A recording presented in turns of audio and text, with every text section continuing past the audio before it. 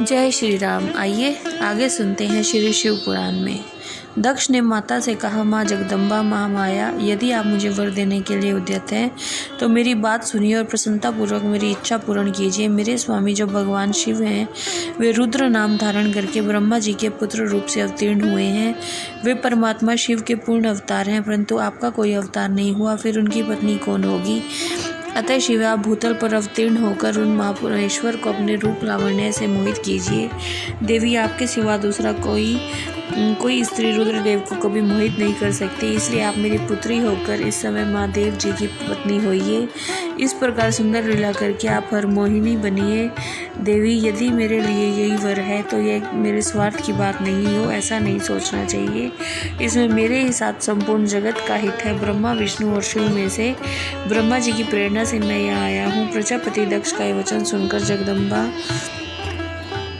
शिवा हंस पड़ी और मन ही मन भगवान शिव का स्मरण करके बोली, तात प्रजापति दक्ष, मेरी उत्तम बात सुनो। मैं सत्य कहती हूँ, तुम्हारी भक्ति से अत्यंत प्रसन्न हो तुम्हें संपूर्ण मनोवांछित वस्तु देने के लिए मैं उद्यत हूँ। दक्ष, यद्यपि मैं महेश्वरी हूँ, फिर भी तुम्हारी भक्ति के अधीन हो तुम्हारी पत्नी के गर्भ से तुम्हारी पुत्री के रूप में अवतीर्ण होंगी, इसमें संशय नहीं है।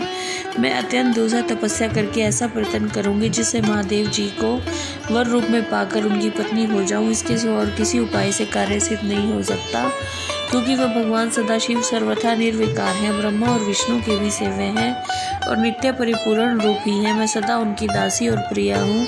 प्रत्येक जन्म में वे नाना रूपधारी शंभु ही मेरे स्वामी होते हैं। भगवान सदाशिव अपने दिए हुए वर के प्रभाव से ब्रह्मा जी की भ्रुकुटी से रुद्र रूप में अवतीर्ण हुए हैं। मैं भी उनके वर से उनकी आज्ञा के अनुसार यहाँ अवतार लूँगी। तात, अब तुम अपने घर को जाओ। इस कार्य में जो मेरी सहायिका होगी उसे मैंने जान लिया है। अब शीघ्र ही मैं तुम्हारी पुत्री होकर महादेव जी की पत्नी बनूंगी। दक्ष से यह उत्तम वचन कहकर मन ही मन शिव की आज्ञा प्राप्त करके देवी शिवा ने शिव के चरणार वृंदों का चिंतन करते हुए कहा, प्रजापति, परंतु मेरा एक प्रण है, उसे तुम्हें सदा मन में रखना चाहिए। मैं वो प्रण तुम्हें बता देती हूँ,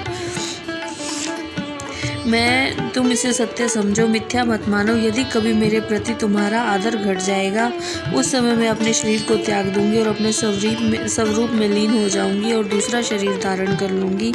मेरा ये कथन सत्य है प्रजापति। प्रत्येक सर्ग या कल्प के लिए तुम्हें यह वर दे दिया गया। मैं तुम्हारी पुत्री होकर भगवान शिव की पत्नी होंगी। मुख्य प्रजापति दक्ष से ऐसा कहकर महेश्वरी शिवा उनके देखते देखते वहां अंतर ध्यान हो गई। दुर्गा जी के अंतर ध्यान होने पर दक्ष भी अपने आश्रम को लौट गए और प्रसन्न रहने लगे कि देवी शिवा मेरी पुत्री होने वाली है। जय श्री राम।